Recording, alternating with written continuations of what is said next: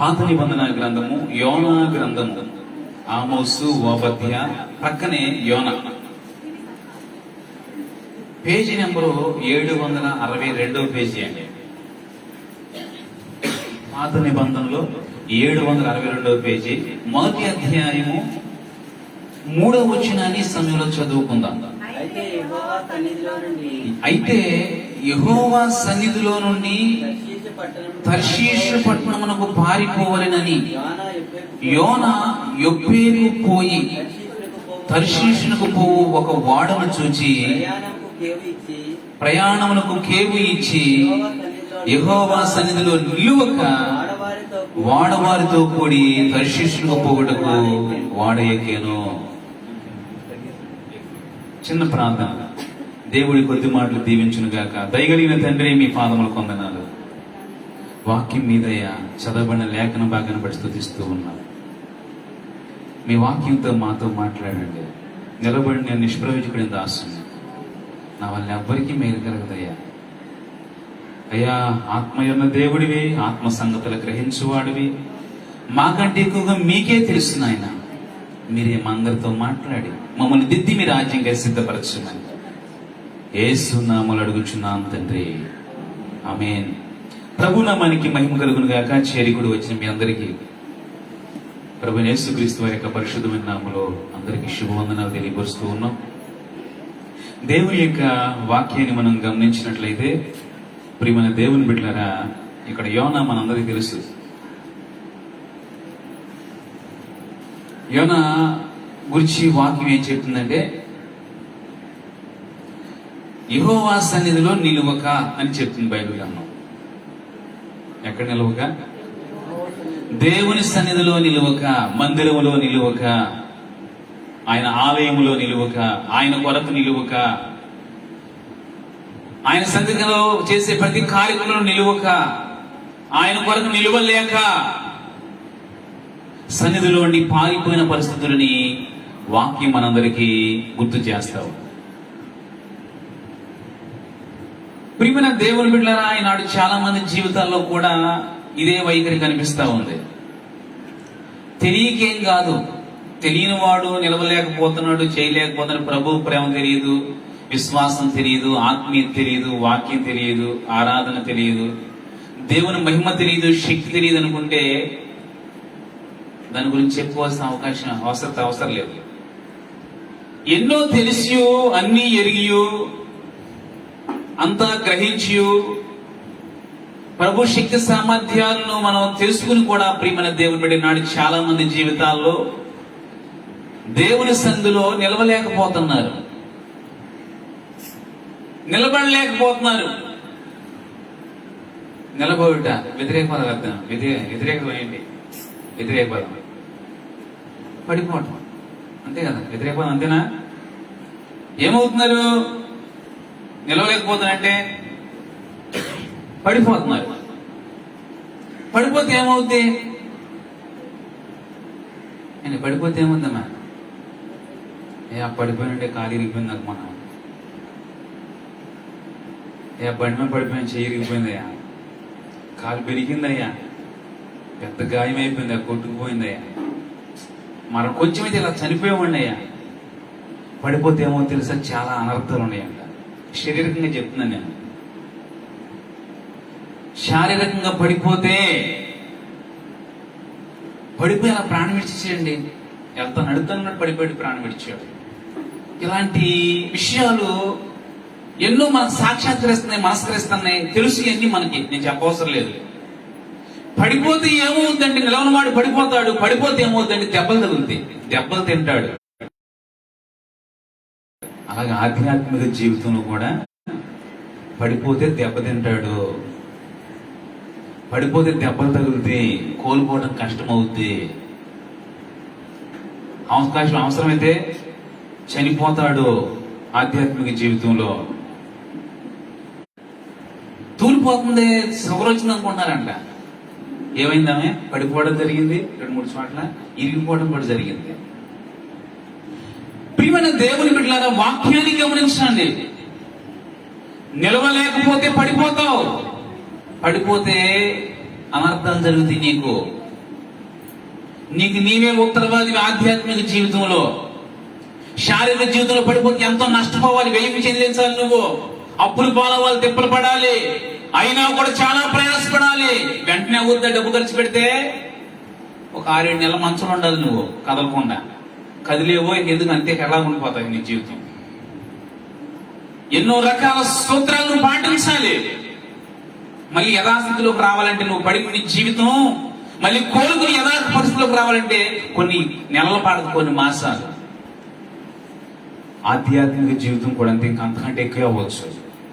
అది కనపడుతుంది దెబ్బ, ఇది కనపడదు, అంతే తేడా. అర్థమైందండి? అది కనబడే దెబ్బ పడితే ఇది కనబడదు. కనబడకుండానే కనుమరుగైపోతుంది నీ జీవితం అంతా కూడా. నరక పాత్రని పరిస్థితి, కోమాలోకి వెళ్ళిపోతుంది నీ జీవితం. ఆధ్యాత్మిక జీవితం అజ్ఞాతంలోకి పోతుంది. ప్రియమైన దేవుని బిడ్డల, దేవునితో సజావుగా, సాఫీగా, సంతుష్టిగా, సంతృప్తిగా, మహిమార్థంగా, ఘనతార్థంగా కొనసాగాల్సిన నీ ఆధ్యాత్మిక జీవితము దేవుళ్ళు సరిగా క్రమశిక్షణలో నిలబడలేకపోవడం బట్టి ఏమవుతుందంటే పడిపోయి ఈనాడు చాలా మంది దెబ్బలు తింటున్నారు, గాయాల పాలవుతున్నారు. ప్రియమైన దేవుని బిడ్డలారా, జాగ్రత్త. నీవు ఎలా ఉంటున్నావు, నీ స్థితి నీకు అర్థమవుతుందా? శారీరక జీవితం బాగుగా అర్థం చేసుకుంటావు, నీవు నష్టపోతామని భయం నీకు, జాగ్రత్త లేకపోతే ఏదైనా అవుద్దని, అనర్థం అవుద్దామని భయం నీకు. మరి ఆధ్యాత్మిక జీవితం ఆ తపన, భయం, ఆ బాధ నీకు ఎందుకు ఉంటుంది? ఆ పెయిన్ నీకు ఎందుకు కలగట్లేదు? శరీరం ఎంతో, ఆత్మ కూడా అంతే. నువ్వు గమనిస్తున్నావో లేదో? శరీరం ఎంత విలువైందో దానికంటే మరింత 100 రెట్లు ఇంకా మరింత ఉన్నతమైంది ఆత్మ. విలువ ఇవ్వాల్సిన దానికి విలువ నువ్వు. చాలా పర్యాలు చెప్తారు, శరీరానికి ఎక్స్పైరీ డేట్ ఉంది, కొంతకాలం కనుమరిగిపోతుంది శరీరం, మంటలో కలిసిపోతే మన అయిపోతుంది. ఆత్మకి ఎక్స్పైరీ డేట్ లేదు. దయచేసి దేవుడి దగ్గరికి వెళ్ళాలి. దీనికి లెక్క చెప్పాలి. నువ్వు ఎలా బ్రతికావు, ఎలా జీవించి, ఎందుకు పడిపోయావు, ఎందుకు దెబ్బలు తిన్నావు, నువ్వు ఎందుకు ఇలాంటి పరిస్థితుల్లో దిగజారిపోయావు నువ్వు అనేది లెక్క చెప్పాలి. శరీరానికి లెక్క చెప్పవలసిన పోయినా పర్లేదేమో, నువ్వే రాజు అవ్వచ్చు, నువ్వే అధికారం అవ్వచ్చు, ఇంట్లో నీవే యజమాని అవ్వచ్చు, యజమానులు కూడా అవ్వచ్చు. లెక్క అడిగేవాడిని లెక్కాపత్రం లేకుండా బతికితే బతకవచ్చు నీ జీవితంలో. లెక్కాపత్రాన్ని బతుకుతారు కొంతమంది శరీర జీవితంలో. కానీ లెక్కాపత్రాలు ఆధ్యాత్మిక జీవితం తప్పనిసరిగా అవసరం. దేవుడు లెక్క అడుగుతాడు నిన్ను. ఎందుకు పడిపోయావు నీవు? రక్షణతో నిలవబెట్టాను కదా, రక్షణతో అలంకరించి నిన్ను కోరుకు నిలబెట్టుకున్నా కదా నా సన్నిధిలో. ప్రార్థన చేస్తూ నిలబడాలని చెప్పే కదా, ఆరాధన చేస్తూ నిలబడాలని చెప్పే కదా, విజ్ఞాపనలు చేస్తూ నిలబడాలని చెప్పే కదా, వాక్యానుసారంగా జీవిస్తూ నిలబడాలని చెప్పే కదా. ఎందుకు నీవు పడిపోయావు? ఎందుకు దెబ్బలు తిన్నావు అని దేవుడు తప్పనిసరి లెక్క అడుగుతాడు. ఏం చెప్తావు నువ్వు లెక్క అడిగినప్పుడు? మనుషులు చెప్పినట్టు చెప్తే కుదురుద్దా? ఏంటి మనుషులు చెప్పినట్టు చెప్తే కుదురుద్దా దేవునికి? ప్రియమైన దేవుని బిడ్డగా, దేవుని దగ్గర మన జవాబుదారితనం సరిగా లేకపోతే వెంటనే వీడి కాళ్ళు చేతులు కట్టి మాటలు ఇంకేముండవు. నీ సక్రమైన పరిస్థితుల్లో లేకపోతే నీ వంకర సమాధానం ఉంటే నీ జీవితంలో, మన జీవితంలో దేవుని దగ్గర లోకంలో ఉన్నట్టుగా వంకర సమాధానం చెప్పినట్టుగా దేవుని దగ్గర వంకర సమాధానం ఉంటే ఇక మాటలే ఉండవు. ఇంకా అక్కడ మాటలు వీడి కాళ్ళు చేతులు కట్టి తీసుకెళ్లి చీకటి పిల్లలు పడేసేయండి ముందు. అంతే పనిష్మెంట్ అక్కడ. ఇక్కడే అవకాశాలు ఉన్నాయి. నువ్వు దిద్దుకుంటావో, పడి లెగుస్తావో, బలపడతావో, ప్రభు కొరకు నడుస్తావో, పరిగెత్తావో, కిరీటం పొందే వరకు కూడా పరుగులు తీస్తూ ప్రభువాని గోజాడతావో, ఇక్కడే నీకు అవకాశాలు. నిలవబడ్డానికి దేవుడు అవకాశం ఇస్తే నువ్వు మాటి మాటికి లోకంతో, ఆశలతో, ఇచ్చలతో, కోరికలతో, భోగేక్షతో నీ జీవితంలో నీ ఇష్టానుసారంగా నువ్వు జీవిస్తూ పడిపోతా ఉంటే జవాబుదారితనం లేకుండా జీవితాలు అనుకుంటున్నావా? లెక్కడిగే దేవుడు ఉన్నాడు. తప్పనిసరిగా తోలు తీస్తాడు మన అందరికీ ఒక దినాన్ని. ఈ లోకంలో ఎవరంటే నీకు లెక్కనితనంగా బ్రతుకుతావేమో. నీ తల్లి అంటే భయం లేదు, నీకు తండ్రి అంటే భయం లేదు, గురువు దైవం ఏది నీకు భయభక్తి లేకుండా బ్రతుకుతున్నావేమో, పెరుగుతున్నావేమో నువ్వు. కానీ దేవుని దగ్గర ఇవన్నీ కుదరతో. పరలోక తండ్రి ఊరుకోడు. ఇచ్చినంత వరకు ఆప్షన్ ఇస్తాడు, ఇచ్చినంత వరకు అవకాశం ఇస్తాడు, ఇచ్చినంత వరకు విలువిస్తాడు నీకు. తదుపరి దాని పర్యావేశం చాలా తీవ్రంగా ఉంటాయి దాని పరిణామాలు. ప్రియమైన దేవుని ఒక అపరాధికి ఈ లోకం తీవ్రమైన పరిణామం విధిస్తా ఉంది, ఘోరమైన శిక్ష వేస్తా ఉంది.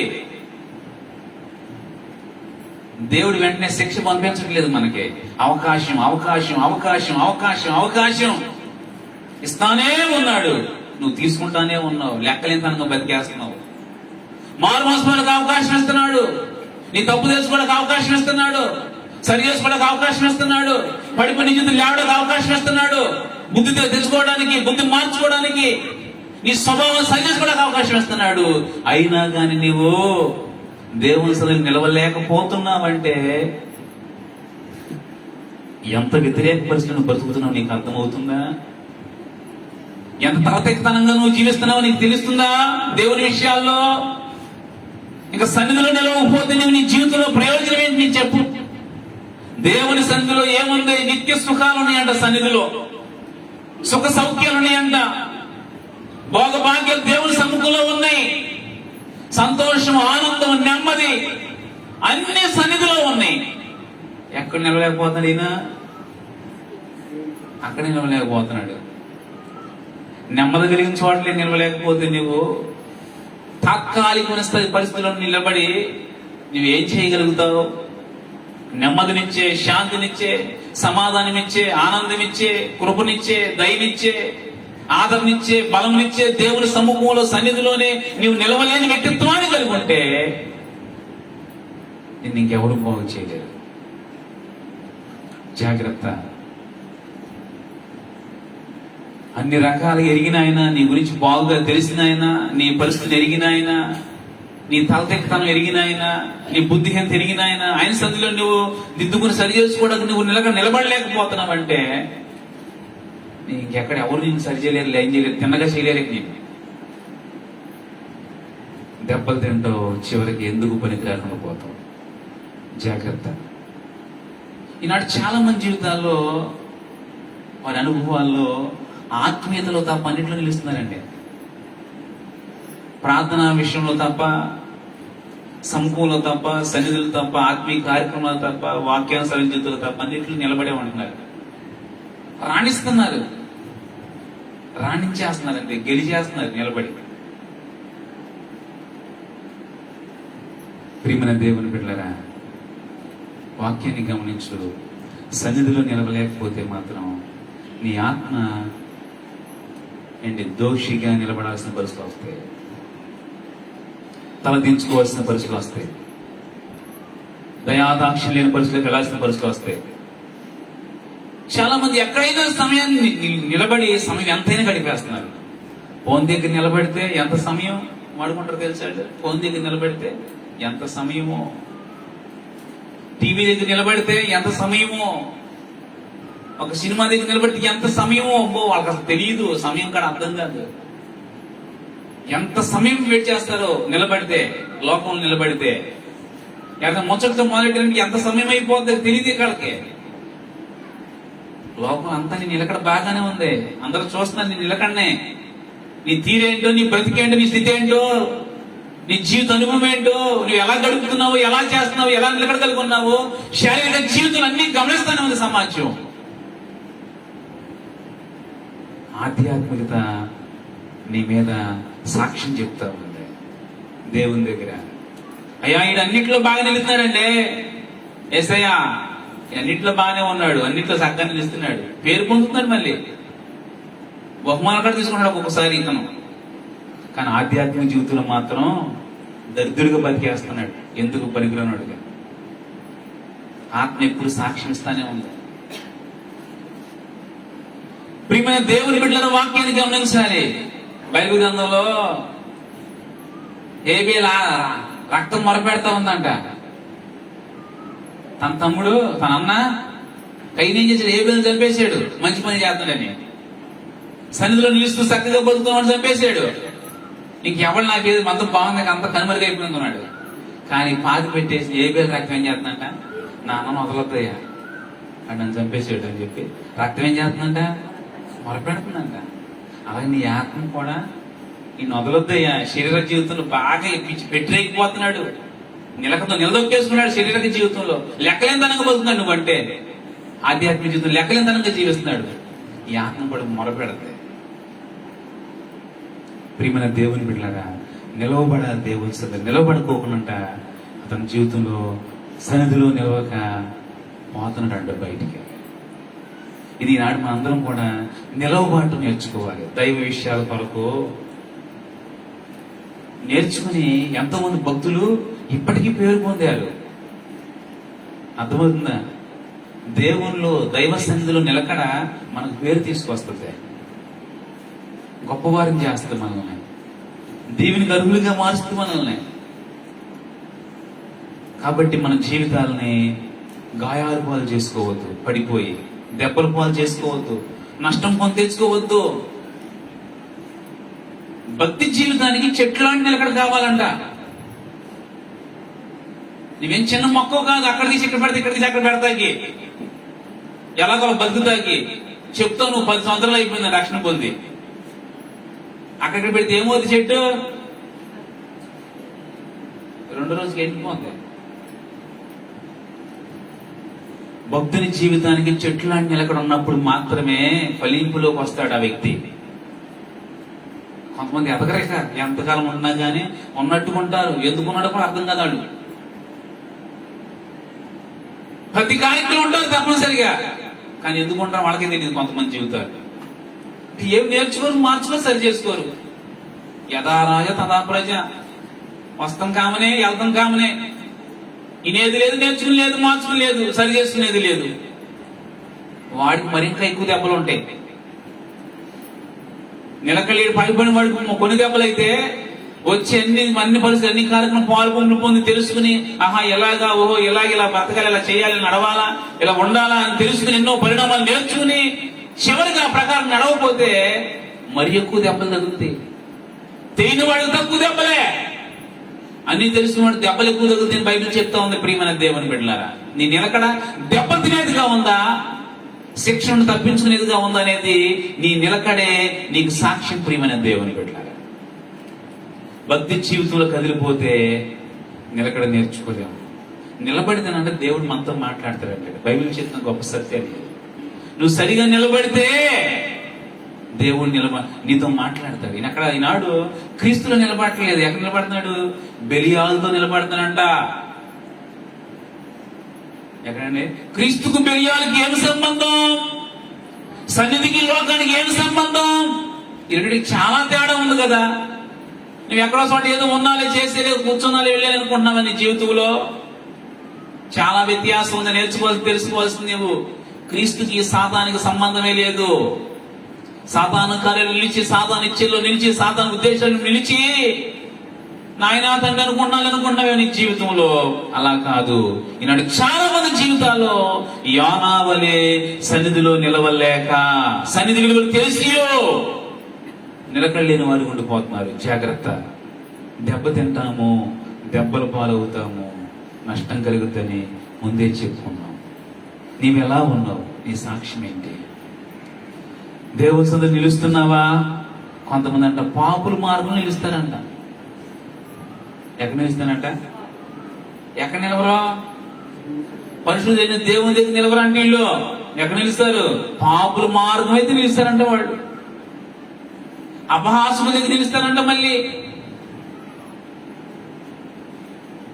అందుకే మన నిలకడ దేవుడు కోరుకున్నది మనల్ని సన్నిధిలో ఉండాలి. నిలబడితే నీ జీవితము గొప్పదైపోద్ది. నిలకడ లేకపోతే కనుమరుగైపోద్ది, తారుమారైపోద్ది. నువ్వు అనుకున్నట్టుగా, ఊహించినట్టుగా ఉండదు ఏ జీవితం.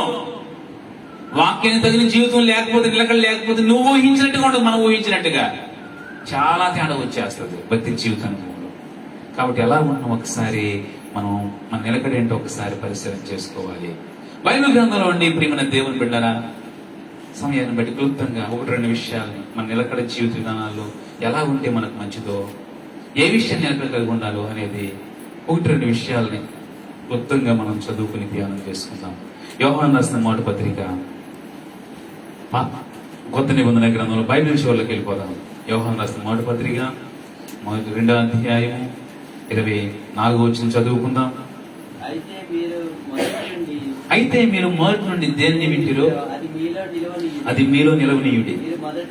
మీరు మొదటి నుండి విన్నది మీలో నిలిచిన ఎడల మీరు కూడా కుమారుని యందును తండ్రి యందును నిలుతురు. చాలా జాగ్రత్తగా గమనించాలి. ఏంటి మనం ఎలాగో నిలిచేవంటి కాదంట, మన నిలకడ ఎక్కడ నిలబడాలంట, దేవునితో ఉండాలంట. మనం నిలబడిక ఏంటి నిలబడే జీవితం ఎలా ఉండాలంట, దేవునితో నిలబడినట్టుగా కనిపించాలంట. మనం బైబిల్ గ్రంథం చెప్తుంది, అయితే మీరు మోటి నుండి దేన్ని వింటిరో అది మీలో నిలవనియండి. అది నిలవకపోతే మన జీవితంలో దేవునితో నిలవలేమంటే. మొదటి విన్నది వేరు. మనం ఎలా ఉండాలో విన్నాం, ఎలా ఉండకూడదు విన్నాం, ఏం చేయాలో విన్నాం, ఏం చేయకూడదో విన్నాం, ఎలా బ్రతకాలో విన్నాం, ఎలా బ్రతకూడదో విన్నాం.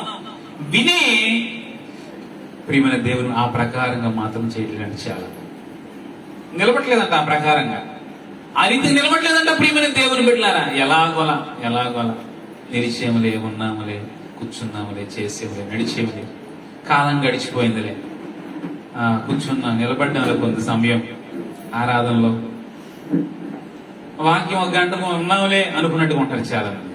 మొదటి నుండి మన జీవితంలో ఏం వింటున్నాం, దేవుని కొరకు ఎలా ఉండాలి, ఎలా నిలవాలి అనేది మన జీవితంలో లేకపోతే ఏంటి, చివరికి ఇప్పుడు దాకా నిలబడిన జీవితం ఏమవుతుంది తెలుసా?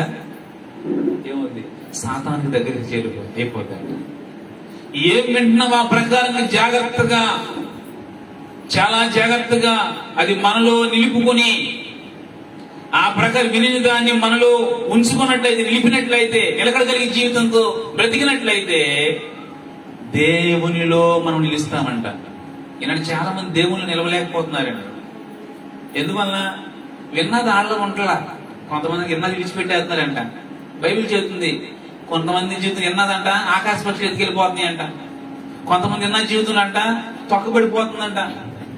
కొంతమంది జీవితం ఏమో వాళ్ళ ఆశలు, వాళ్ళు ఇచ్చిన వాటిలన్నీ విన్నదని కూడా చంపేస్తున్నాయి అంట. అర్థమవుతుందా? వాళ్ళు ఆశల పాటలు లోకమంతా పోవట్లేదంట. ఇవన్నీ మామూలే ఉన్నాయి. 5 విషయాలు అన్ని మామూలుగానే ఉన్నాయి. ఏదో సందికెళ్ళి కూర్చుంటున్నాడు, ఆ మొక్కలు విత్తనాలు పడుతున్నాయి. ఏమవుతుందంటే అన్ని వీటికంటే ముందున్న కొన్ని ఎదుగున్నాయి అంట. వాటిలో దీన్ని అని చేస్తున్నాయి అంట. నిలకడ రావట్లేదు, త్రక్కబడిపోతుంది ఆధ్యాత్మిక జీవితం. ప్రభువు కొరకు జీవించిన జీవితాలు లేవిగా త్రక్కబడిన జీవితం, కనుమరుగైపోయే జీవితం, ఆకాశ పక్షి ఎత్తుకుపోయే జీవితం, ఇలాంటి పరిస్థితి కనిపిస్తుంది. నీ వినికిడి జీవితం ఎలా ఉంది నాడు? కనబట్టలేదు. నువ్వు అనుకుంటున్నావు వింటున్నాను, చేస్తున్నాను, కూర్చుంటున్నాను, వెళ్తున్నాను, వస్తున్నాను అనుకుంటున్నావు, కానీ నీ జీవితంలో ఆకాశ పక్షులు ఎత్తుకుపోతుంది నీ విన్నదంతా కూడా. నీ విన్న దాని విషయంలో ఈనాడు చాలా మంది జాగ్రత్త బతకలేకపోతున్నారు. విన్నది వేరు, బతికేది వేరు. వాళ్ళు వింటున్నది వేరు, జీవించే జీవితం వేరు. ఇక్కడ వినేది వేరు, బయటికి బతికేది తీరు వేరు. వాళ్ళు విన్నదంతా ఇలా మాట్లాడకూడదు విన్నాం, ఏదైతే మాట్లాడకూడదు విన్నామో బయటికి వెళ్ళి యాజకుడిగా దానికి మించి మాట్లాడతారన్నమాట. అలాంటి పరిస్థితి అయిపోతుంది. ఇప్పుడు ఏముంది? విన్నది ఏం పనించింది నీలో? నీ విన్నదాన్ని ప్రకారం బ్రతికితే నువ్వు దేవుడితో నిలుస్తావు, కుమారుడితో నువ్వు నిలబడతావు, వాళ్ళ పక్కనే ఉంటావు.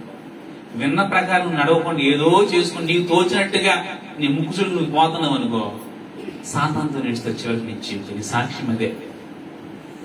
నువ్వు విన్నాను చేస్తున్నాను ఉంటున్నాను అనుకుంటావు. నీవు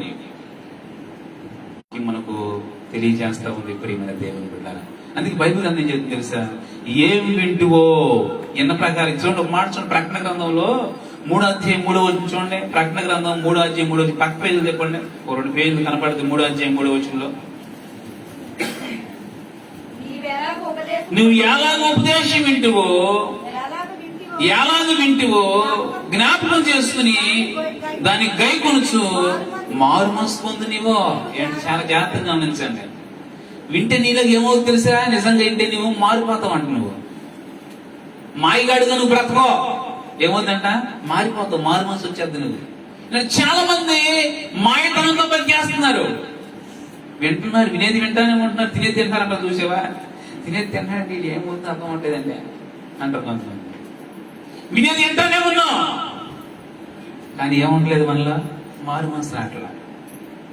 నువ్వు ఏం ఉపదేశం పొందుతున్నావు, ఏం వింటున్నావో అదేం చేయాలి? నీ జీవితంలో మార్చేయాలి. నిన్ను మార్చాలి. నిన్ను మార్చట్లేదంటే, ఇంకా కఠినుడిగా నువ్వు బ్రతుకుతున్నావంటే, మూర్ఖత్వం ఉంటున్నావంటే, ఇంకా విరోధ భావాలతో బ్రతుకుతున్నావంటే, వాక్యం సమావేశంలో చలం ఏమైతే ఉంటున్నావంటే, నిర్లక్ష్యంతో బ్రతుకుతున్నావంటే, అశ్రద్ధ ఇంకా నీలో కొట్టదులుగా కనిపిస్తుందంటే నువ్వు వింటలేదు, సరిగ్గా వింటలేదు, సరిగ్గా ఉపదేశం పొందట్లేదు. నీవు సరిగ్గా మారాలి, నన్ను మార్చుకోవాలి, నా ఉపదేశంతో నేను మార్పు చెందాలి, మార్చుకోవాలి, రాజ్యం వరకు నా జీవితాన్ని మార్పుతో నా జీవితాన్ని నడిపించుకోవాలనే ఉద్దేశాలు తినాడు.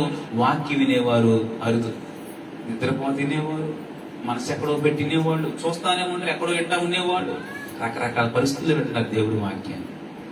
గరికథ కాదు, బుర్రకథ కాదు, తర్వాత ఏంటాకి ఒక్కసారి వాక్యం ఎంత వచ్చిందంటే, నీ తలుపు తట్టిందంటే స్పందించకపోతే మరలా వాక్యం నీకు దొరకదు, దూరం వెళ్ళిపోతాయి.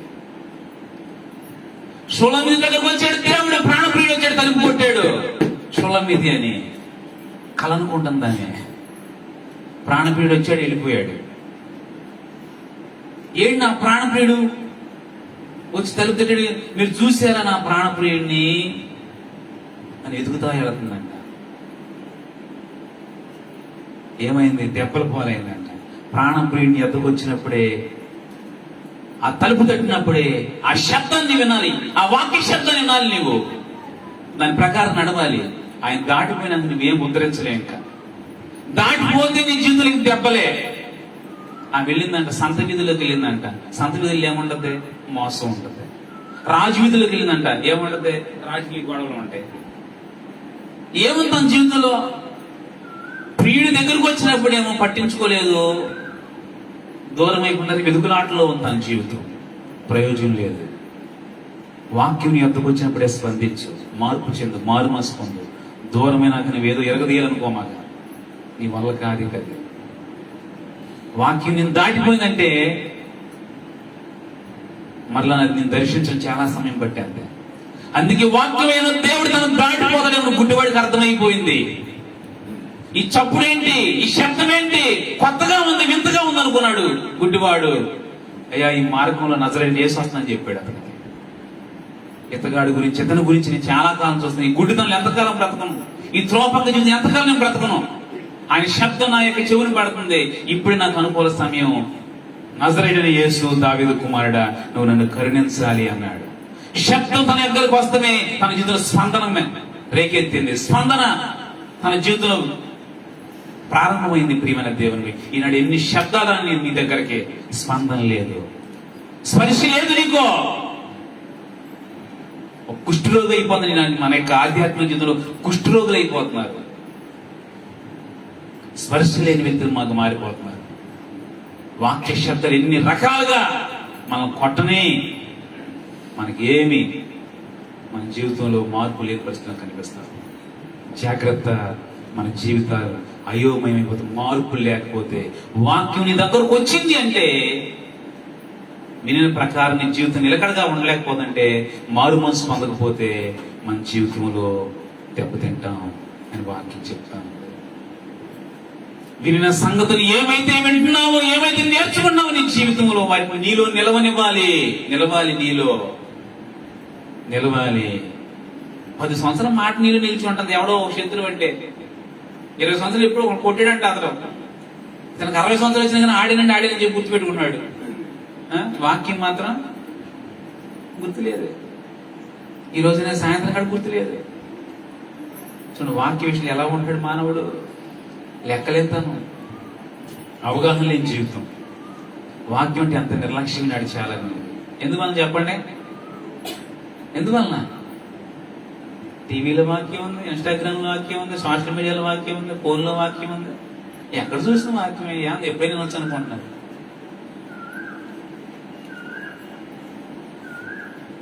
వాక్యం నువ్వు స్పందించే జీవితం ఎప్పుడు నీకు రాదు.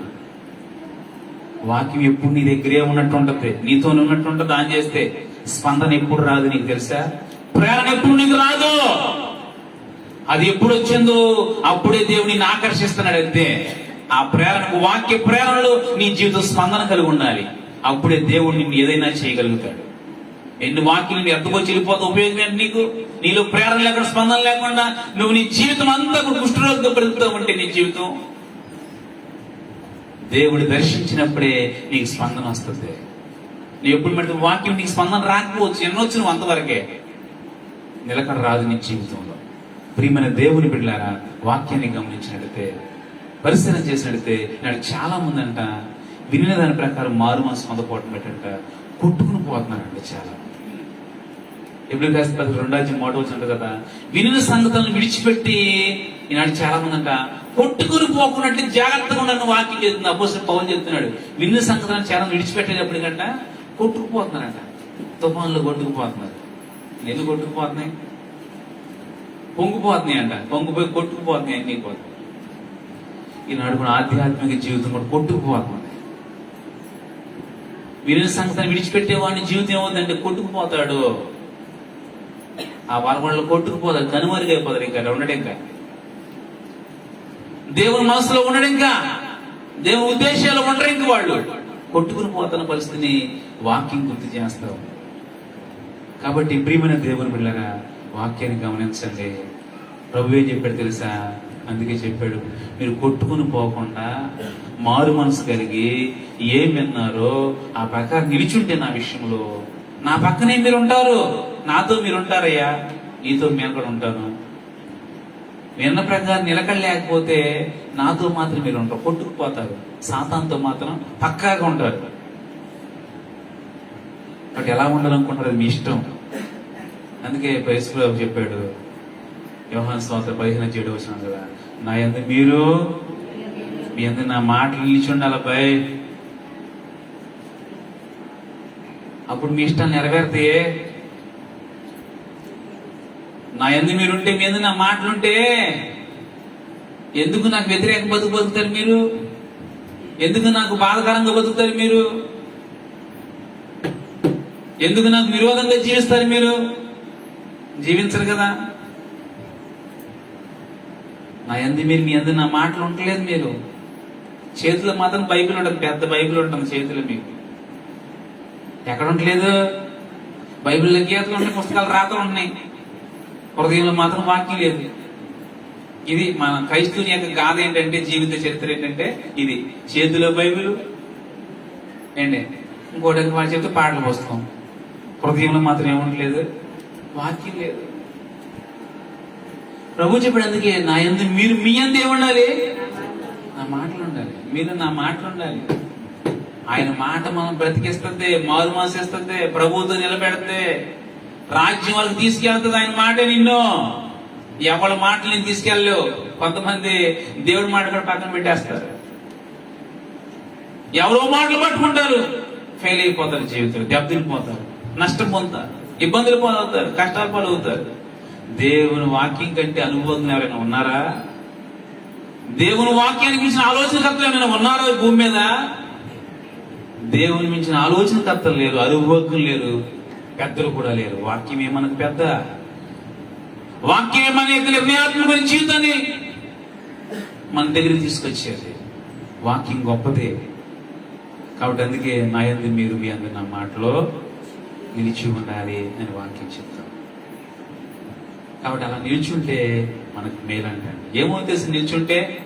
రెండోదిగా మనం జ్ఞాపకం ముగించేస్తాను, సమయం చాలదు మనకి. కొలస్సీలకు రాసిన పత్రిక 3వ అధ్యాయం, కొత్త నిబంధనలోనే కొలస్సీలకు రాసిన పత్రిక 3వ అధ్యాయము 28వ వచనం చదువుకుందాం.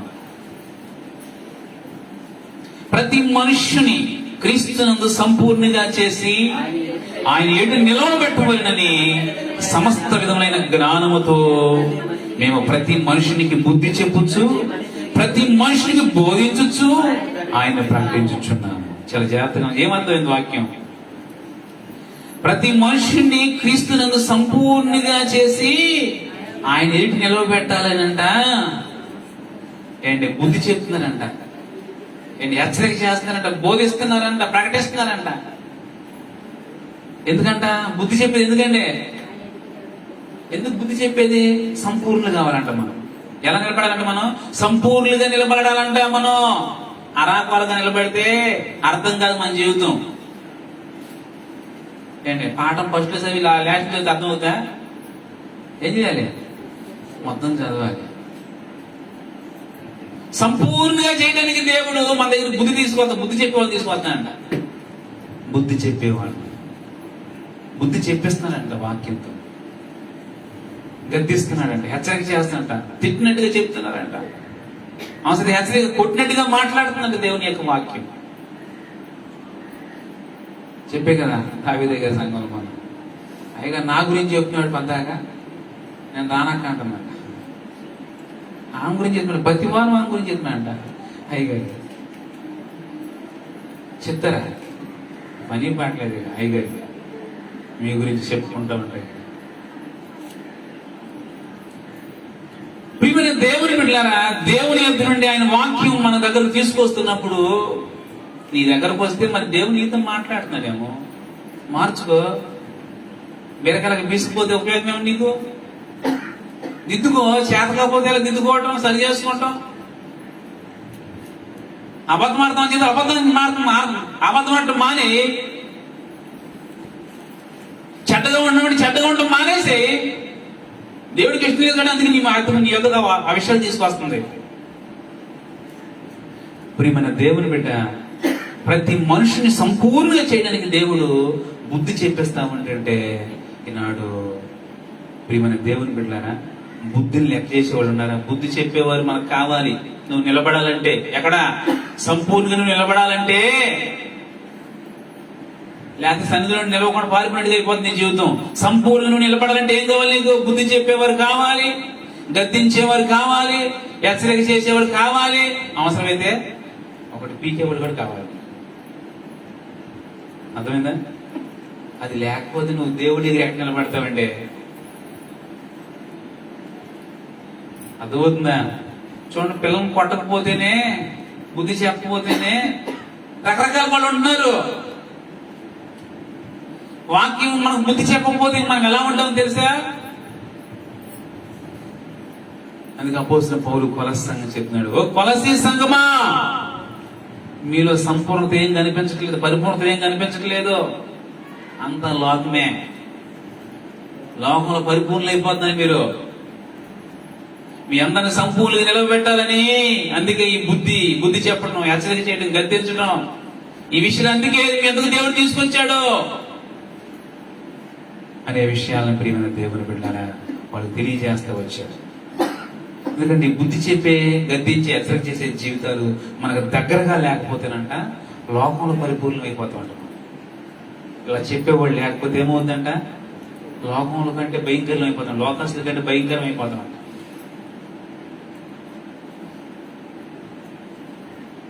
అర్థమవుతుందని చెప్పేది. గద్దించేవాళ్ళు లేదంట. ఇప్పుడు ఏదో టీవీ ఒక సినిమా చూస్తున్నాం, ఇటు వరకే లోకం ఏదో ఒకటి చూసేవాళ్ళం. గద్దించేవాడు ప్రయాణం చూసి తెలుసా, అంతా నెట్ ఫ్రీ అయిపోయింది. 10 సినిమా చూద్దంట పడుకోకుండా. రాత్రి లేదు, పగలని లేదు, ఖాళీ ఉంటే ఉండగానే సినిమా జబర్దస్త్ అయిపోవడం, నెట్ అయిపోవడం తప్పగానే ఇక ఏముండదంట. పెట్టలేకపోతాడంట. హెచ్చరిక చేసేవాడు, గద్దించేవాడు లేకపోతే ఏం చేస్తాడో ఇక దాన్ని మించి చేస్తాడంతే, వెళ్లి తరలేసి చేస్తాడంతే. ఎందుకు? గద్దించేవాడు, బుద్ధి చెప్పేవాడు లేకే కాళ్ళకే, నా ఇష్టం. జాగ్రత్త. నువ్వు సంపూర్ణంగా ఉండాలనుకుంటున్నావా? పర్లేదండి, ఎలాగున్నా పర్లేదు. ఒక ఆయన చెప్పాడంట, మేము పరలోకం వరకు ప్రయాసపడితే పరలోకం ఎలాగో మాకు తెలుసంటే, ఏదో ఈ భూమి మీద పేరు తెచ్చుకుంటే మాత్రమే ఇలా ఏదో ప్రయాసపడతామని చెప్పాడు ఒక అతను. నువ్వు కూడా అదే కోవాలైతే పర్లేదు, నీకు ఎదురే లేదే, నీ రూటే సపరేట్ అనుకుంటే నీకు ఎవరు చెప్పేది లేదే. నీకు ఈనాడు ప్రియమైన దేవుని బిడ్డలు, బుద్ధి చెప్పేవారు మాకున్నది అనుకునేవారు ఎందరో ఇది నాన్న లేరు. మాకు బుద్ధి చెప్పేవాళ్ళు ఉండాలి, మమ్మల్ని గద్దించేవాళ్ళు అనుకునేవాళ్ళు లేరు. ఏమన్నా తెలుసా, మాకు తెలుసులే, మాకు చెప్పవసరం లేదులే, మేము ఎలా ఉన్నాం మాకు అర్థమవుతుందిలే, మాకేం చెప్పవసరంలా, అంత పనికిమాలను అనుకుంటున్నావు చెప్పించుకునేంత అనేవాడు కూడా లేకపోలేదు ఈ భూమి మీద. జాగ్రత్త. మన జీవితాలకు బుద్ధి కలగడానికే దేవుడు ఎన్నో విషయాలు మా ఇంటికి తీసుకొస్తామంటే, నువ్వు బుద్ధి లేని వాడిగా బతుకుతానికి ఇంకా ప్రయోజనం ఏముంది? అందుకే దేవుడు అంట మన పైన ఎవరు పెట్టినట్టు దేవుడు ఏంటే బుద్ధి చెప్పేవాడిని పెట్టాడంట, సంఘంలో సేవకులను హెచ్చరిక చేసేవాళ్ళని పెట్టాడంట, గద్దెంపులు ఇచ్చేవాళ్ళని పెట్టాడంట. వాళ్ళ మనం చేసి మనం పోవాలి. బుద్ధి లేకపోతే ఏమవుద్ది తెలుసా? నేను బుద్ధి లేకపోతే ఏమవుద్ది? బుద్ధి లేని కన్యకలమై ఇడిచిపెట్టబడిపోతాం. నూనె లేకుండా పోద్ది నీ దగ్గర, సిద్ధపాటు లేకుండా పోద్ది నీ దగ్గర, నరక వరసలు అయిపోతావు. బుద్ధి లేకపోతే, బుద్ధి చెప్పేవారు లేకపోతే, బుద్ధి చెప్పేవారు నాడు చాలా దూరం చేసుకుంటారు, ఎదిరించి. ఒకసారి ఎదిరితే ఏమవుతుంది? అనవసరం చెప్పిన అనవసరం, వీడు ఎదిరించాడు అయిపోయారు అనవసరం అనుకుంటాం. అవునా కదా? ఎవరైనా పెద్దల మాటకు లోపడితే 2 సలహా ఇస్తాడు, 4 సలహా ఇస్తాడు, ప్రతి విషయంలో సలహా ఇస్తాడు. ఎదిరించే పరిస్థితులు అనుకో, ఇంకా సలహాలు నీకు ఉండవు. ఇంకా బుద్ధి చెప్పేవాళ్ళకి ఉండరు నీకు, ఇంకా అదుపులేని పరిస్థితులు అయిపోతావు. బుద్ధి చెప్పేవారు మనతో ఉండాలి. ఒక మాట చదువుకుని ముగించుకున్న వాక్యాన్ని ప్రియమైన దేవుని బిడ్డలారా, దశలకు రాసిన పత్రిక, మామిడి దశలకు రాసిన పత్రిక 5వ అధ్యాయము 14 వచ్చిన చదువుకుందామా? సహోదరులారా, మేము మీకు బోధించింది ఏమనగా, అక్రమంగా నడుచుకునే వారికి బుద్ధి ఎవరికి బుద్ధి చెప్పాలంటే, ఎవరికి బుద్ధి కావాలండి? ఎవరికి బుద్ధి కావాలి చెప్పండి? బుద్ధి చెప్పేవాళ్ళు నీ దగ్గరికి పోతుంటే దాంట్లో అర్థం ఏంటి తెలుసా? నువ్వు అక్రమంగా బతుకుతున్నావు, క్రమం లేదా, అడ్డసూడి అంటారు చూసా, అడ్డసూడిగా పోతున్నావు, నువ్వు ముక్కుసూడిగా పోతున్నావు, నువ్వు భయం లేకుండా పోతున్నావు నువ్వు. అందుకే బుద్ధి చెప్పేవాళ్ళు నీ దగ్గరికి పోతున్నారు. అందుకే బుద్ధి చెప్పడానికి వాక్యం నీ దగ్గరికి పోతుంది. ఎందువల్ల? నువ్వు అక్రమంగా అడుగుతావు, అంటే క్రమం లేదు నీకు, ఒక క్రమశిక్షణ లేదు నీకు. భక్తి క్రమం లేదు, శారీరక క్రమం లేదు, కుటుంబంలో క్రమం లేదు, ఆధ్యాత్మిక క్రమం లేదు నీకు. ఏం చేస్తారో తెలియదు వాళ్ళకి. ఉదయం లేచి ప్రార్థన చేసుకోవాలని క్రమం ఉండదు, రోజు అయిపోతుంది బైబిల్ చదవడం క్రమం ఉండదు, ఆదివారం ఆరాధన 10ంటికే ఒక క్రమం ఉండదు. ఎందువల్ల? నీకు బుద్ధి చెప్పేవాళ్ళు లేకపోవటం బట్టి అక్రమకాడిగా బతికేస్తాం. అలాగే జాగ్రత్త. అక్రమంగా నడిచే వారికి బుద్ధి చెప్పే దిక్సూచి వాక్యం. వాక్యం బుద్ధి చెప్పుద్ది ఎప్పటికప్పుడే. క్రమం నెరవలేని వారుగా మన జీవితాలు అలాగే ఉంటే అక్రమకారులుగా, దేవుడు అన్నాడు, అక్రమం చేయవర్లారా నా దగ్గర నుండి మీరు తొలగిపోండి. ఎంతకాలం ఉంటారు నా దగ్గర అక్రమంతో? క్రమంలోకి రాకుండా ఎంతకాలం బతుకుతారు నా దగ్గర? నా టైం వేస్ట్, మీ టైం వేస్ట్. క్రమం లేకుండా దేవుడు మొహాలు మీరు అలాగే ఉంటున్నారు. నీకు ఎంతకాలం చెప్తా ఉండి నీకు అలాగే వేస్ట్, వ్యర్థం. ఇక్కడ నా దగ్గర నుండి ఏమన్నాడు? తొలగిపోండి. జాగ్రత్త. బుద్ధి లేకపోతే, అంటే క్రమం లేకపోతే జీవితాలు ఎందుకు పనికిరావు. ఆరాధించే విషయంలో క్రమం ఉందా నీకు? వాక్యం చదివే విషయంలో క్రమం ఉందా నీకు? విజ్ఞాపన చేసే క్రమం ఉందా నీకు? ప్రభురాజులు భోజన విషయంలో క్రమం ఉందా నీకు? దేవునికి ఇచ్చేసిన క్రమం ఉందా నీకు? ఆధ్యాత్మిక క్రమమైన వ్యక్తి విషయంలో క్రమశిక్షణ లేకపోతున్న నీ జీవితం జీవిస్తే అక్రమకారుడిగా నీవు ఎంతో కాలం దేవుని దగ్గర ఉండలేవు. రాజ్యం కొరకు నువ్వు ఉండలేవు. ఉంటే నరకం కొరకే ఉండాలి. ఎంతకాలం ఉండవు? అంతవరకే. ఇన్ని ఏళ్ళు వచ్చినప్పుడు నీ జీవితంలో, ఇంతకాలం ఉన్నప్పుడు నీ జీవితంలో ఒక క్రమాన్ని, భక్తి క్రమాన్ని నువ్వు నేర్చుకోలేకపోయావంటే నువ్వు ఇక్కడ దేవునికి అవసరం లేదు, పనికిరావు కూడా. పనికిరాని వాడు కానీ దేవుని దృష్టిలో నువ్వు ఉండవు ఎంతకాలం ఉండక, అంతే. మనిషికి ఒక మాట అంట, గొడ్డుకు ఒక దెబ్బ అంట. దేవుని వాక్యం ఒకసారి మనకి గద్దించి హెచ్చరిక చేసిన బుద్ధి చెప్పిందంటే, సేవకుడిని గద్దించాడంటే దానికి లోబడి విధేయుడు అవడానికి, అంతే. దేవుడు కూడా చెప్పాడు, నేను ఒకసారి మాడతాను, 2 సార్లు మాడతాను, నాకు పని పాడలేదు అనుకుంటున్నారు మీరు అని దేవుడు వాక్యం చెప్తుంది యోగ గ్రంథంలో. దేవుడు 1 మార్లు పలుకును, 2 మార్లు పలుకును. గర్విష్ఠులు అంట దాన్ని ఎనరంటే, అంతే. ఏంటంటే మంచం పట్టిస్తాడు దేవుడు. యోగ గ్రంథం చదవండి, మాట విషయం తెలియజేస్తాడు. దేవుడు మాటకు స్పందించాలి. మన జీవితంలో నిలకడ కావాలి. దేవుని మాట ఇంత ఒకసారి నిలబడిపోవాలి, అంతే. ఆ మాటలో మరలా ఏంటయ్యా, ఇదేంటయ్యా, అదేంటని చెప్తే నిలకడ లేకుండా ఎంతకాలం ఉంటావు? అక్రమంగా ఎంతకాలం బతుకుతావు దేవుడి సద్దులో? నీవు మనుషుల దగ్గర, నా దగ్గర తప్పించుకోవచ్చు, సంఘం దగ్గర తప్పించుకోవచ్చు, నువ్వు దేవుడి దగ్గర తప్పించుకోలేవు కదా. జల్లించేస్తావు కదా దేవుడు నిన్ను పట్టుకుని. అసలు అపవాది పట్టేసుకుంటాడు ముందు నిన్ను. దేవుడి తర్వాత సంగతే. అపవాది వాక్య క్రమం లేని ప్రతివాడు కూడా అపవాది యొక్క సాధనమే వాడు. వాక్యానికి లోపడి ప్రతివాడు కూడా వాడు గురిగే, సాతాను చేతిలో ఉండే ఒక బాణమే వాడు, అంతే. నువ్వు సాతాను చేతిలో ఉండాలనుకుంటున్నావా, నిలకడగలిగి దేవుని చేతిలో ఉండాలనుకుంటున్నావో నీదే నిర్ణయమే కది. దేవుడు పదే చెప్పడు, మాట్లాడలేడు. మనమేనా ఆయనకి? నేను మనమేనిక, మన సంఘమేనిక, ఇక ఆయనకి ఎవరు లేరేగా, ఇక మన తప్ప. జాగ్రత్త. ఒక్కసారి మన దగ్గరకు వాక్యం వచ్చిందంటే నువ్వు ఆ వాక్యానికి స్పందించాలి, లోబడాలి. వాక్య విధేయత అనేది మన జీవితాలకు ఎప్పుడు వస్తుంది? బుద్ధి చెప్పేవారు ఉన్నప్పుడే వస్తుంది. క్రమం కావాలి మనకి. ఎందుకంటే క్రమంగా ఉండేవాడంట వాక్యం చదవలసిన వద్దు. కానీ యెషయా 45:11 చెప్తుంది కదా, క్రమంగా నడిచేవాళ్ళంట ఆయన మెల్లగా నెమ్మదిగా నడిపిస్తాడంట. గొర్రెల్లాగా, పాలిచ్చే గొర్రెలంట దేవుడు నెమ్మదిగా నడిపించినట్టుగా క్రమంతో జీవించేవాడు కూడా దేవుడు నెమ్మదిగా మెల్లగా నడిపిస్తాడు. క్రమశిక్షణ లేని వాడికి దేవుడు నడిపించలేడు. అడ్డుగోలుతనం అంటారు దాన్ని. క్రమశిక్షణ లేదంటే ఏంటి దాన్ని ఏమంటారు? మూడుగా చెప్పండి, అడ్డుగోలుతాను. వాక్య విషయంలో అడ్డుగోలుతనం ఉంటే ఎవరేం చేయలేరు. దేవుడు బాధపడతాడు, అవకాశం సేవకులు బాధపడతాడు. సౌలు గురించి సమూయేలు బాధపడ్డాడంటే అంతే. దేవుడేమో దుఃఖపడ్డాడంట, సౌలేమో సమూయేలు ఏడుస్తా ఉన్నాడంట. అలా అయిపోయిన జీవితం, అలా తెల్లారిపోయింది సౌలు జీవితం. మన జీవితం కూడా అలా తెల్లారిపోకుండా ఉండాలంటే వాక్యానికి స్పందించాలి, లోబడండి, నిలకడ నేర్చుకోండి. కాబట్టి ఆ వాక్య విషయం ఎలాంటి నిలకడ కలిగి ఉన్నామో ఒకసారి పరిశీలన చేసుకుంటూ ఈ సమయంలో ప్రార్థన చేసుకుందాం. దేవుడి కొద్ది మాటల్ని మన వీటిలో దీవించి ఆశీర్వదించునుగాక. ఆమె అందరూ మోకరిద్దామా? వాక్యాన్ని విన్నాం మనందరం కూడా. సన్నిధిలో నిలవలేకుండా ఉన్నాడంట యోనా, పారిపోయాడు బయటికి. నువ్వు దేని వింటున్నావో దానిలో నిలవకపోతే నీ జీవితాలు దేవునితో ఉండవు అని వాక్యం విన్నాం. నువ్వు నిలబడ్డానికి, సంపూర్ణ నిలబడ్డానికి దేవుడు ఎన్నో ప్రణాళికలు కలిగి నెరవేర్చి ఆలోచించి నీకు బుద్ధి చెప్పేస్తున్నాడు, హెచ్చరిక చేస్తాను. ఇలా ఉండకూడదు, అలా చేయకూడదు, అలా నడవకూడదా అని చెప్తున్నాడు. ఓ పురుషుడా, ఓ స్త్రీ, ఓ యవనుడా, యవనురాలా, చిన్నబిడ్డ, వృద్ధుడా, నడిపురాయుడా, మనం ఎవరైనప్పటికీ నువ్వు నిలకడ నేర్చుకోవాలి దేవునిలో. ఎంతకాలం కదిలిపోతా ఉంటావు? ఎంతకాలం ఊగిపోతా ఉంటావు? ఎంతకాలం పడిపోతా ఉంటావు? జాగ్రత్త. దేవుని వరకు ఇలా ఉండాలని ఒక నిలకడ నేర్చుకున్నావు. ఇప్పుడు నేను ఒక్కసారి ఒక మాట చెప్తాను ప్రభుకి, ప్రభువా నేను ఇలా ఉంటానయ్యా నిలకడగా, నన్ను క్షమించు ప్రభు అని ఒక మాట చెప్తాం ప్రభుకి, తీర్మానం చేసుకుందామా, నన్ను నిలబెట్టి ప్రభు అని.